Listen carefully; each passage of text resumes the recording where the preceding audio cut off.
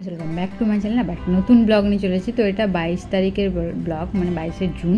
তো ভিডিওটা আপলোড করতে দেরি হয়ে গেছে, এডিট করার টাইম পাইনি। অনেক কিছু কন্টেন্ট ছিল, অনেক কিছু রাশ ছিল, মোদির বার্থডে ছিল, সমস্ত কিছু ছিল। তো একসাথে এত কিছু সামলানো যাচ্ছিলো না। যাই হোক, ভিডিওটা আমি এখন আপলোড করছি। এটা রবিবার এসেছিল, মোদির দুই ভাই এসেছিলো, মানে দুই পিসির দুই ছেলে। তো সেই জন্য সকালে চা, এখানে ডিম পোচ আর ব্রেড, পিনাট বাটার দিয়ে ব্রেড, এগুলো হচ্ছে ব্রেকফাস্টের জন্য রেডি করা হচ্ছে। তো যদিও ব্রেকফাস্ট করতে করতেই আমাদের দুপুর হয়ে গেছিলো। যাই হোক, তারপর দুপুরের মানে লাঞ্চের মেনুতে ছিল চিকেন। আর চিকেনের জন্য এখানে মৌদি সব প্রিপারেশন রেডি করছে, কাটা মাটা সব কিছু আর কি। এখানে পেঁয়াজ, আদা, লঙ্কা, টমেটো সমস্ত কিছু রেডি হচ্ছে। আর এখানে চিকেন কিনে এনে রেখেছিলাম। আর এখানে ভাত বসে গেছে। তো তারপর আমি চিকেনটা ম্যারিনেট করে নিচ্ছিলাম ভালো করে, মশলা টশলা দিয়ে, তেল দিয়ে, গুঁড়ো মশলা দিয়ে। যদিও আমাদের সমস্ত চিকেনের রেসিপি শেয়ার করা হয় বেশি, যাই হোক কী আর করা যাবে, রোজ রোজ আর নতুন কী কন্টেন্ট দেখাবো। তো চিকেনটাই আমরা বেশি বানাই আর কি, রবিবার হলেই চিকেন বানাই। তো সেই জন্যই আর কি ভিডিও আপলোড করছি সেই হিসাবেই। আর এখানে দই দিয়ে ম্যারিনেট করা হচ্ছিলো চিকেনটা, সেটাই করে নিচ্ছিলাম। তারপর এখানে আলুটা ভেজে রাখা হয়ে গেছিলো, আর কড়াতে তেল দেওয়া হচ্ছিলো। ওই আলু ভাজার তেলেই আমাদের চিকেনটা বসবে।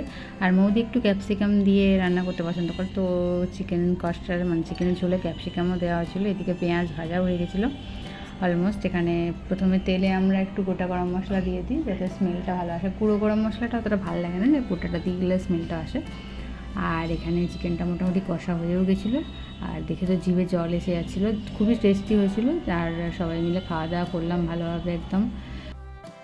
দেখতেই পাচ্ছ মশলা পুরো কষা হয়ে গেছিলো, আলু ভাজা রেডি। তারপর চিকেন কষাও হয়ে গেল।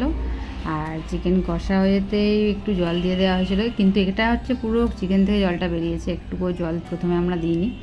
আর আমি মাঝখানে একবার রান্না করছিলাম, মৌতি একবার করছিলো, তো দুজনে মিলেই করেছিলাম মোটামুটি। এদিকে পাঁপড় ভাজাও অলমোস্ট রেডি হয়ে গেছিলো, মানে একদিকে চিকেন হচ্ছে, একদিকে পাঁপড় ভাজা হচ্ছে আর কি। খাওয়ার সময় শুধু চিকেনটা দিয়ে কি খাওয়া যাবে, ওই জন্য একটু পাঁপড় ভাজা করে নেওয়া হয়েছিলো। চিকেন অলমোস্ট পুরো রেডি হয়ে গেছে। তারপর আমরা রান্নাবান্না সেরেই তাড়াতাড়ি খেতে বসে গেলাম। আর একটু স্যালাডও করে নিয়েছিলাম, মানে মৌদি করে নিয়েছিল। এখানে ছিল পেঁয়াজ, লঙ্কা, এখানে শসা, গাজর সমস্ত কিছু দিয়ে।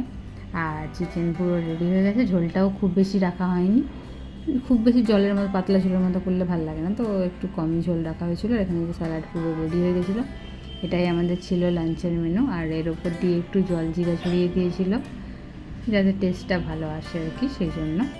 তো দেখতেই পাচ্ছ রান্না অলমোস্ট আমাদের কমপ্লিট হয়ে গেছিলো। আর সন্ধ্যার দিকে আমরা একটু নাগেটস, চিকেন নাগেটস ভেজে নিয়েছিলাম খাওয়ার জন্য। এটা মোড় থেকে নিয়ে আসা হয়েছিলো, মানে মৌদি নিয়ে এসেছিলো চিকেন নাগেটস, মানে চিকেন পপকর্ন। খুবই টেস্টি ছিল খেতে, মানে চিকেনটা দারুণ ছিল। আর মানে এগুলো যে রেডিমেড তেলে ভেজে আমরা খেয়েছি সেটা বুঝতে পারা যাচ্ছিল না, এতটা টেস্টি ছিল। তো ব্লগটা কেমন লাগলো অবশ্যই কমেন্ট করে জানিয়ে। ভালো লাগলো লাইক, শেয়ার, সাবস্ক্রাইব। দেখা হচ্ছে পরের ব্লগে। টাটা।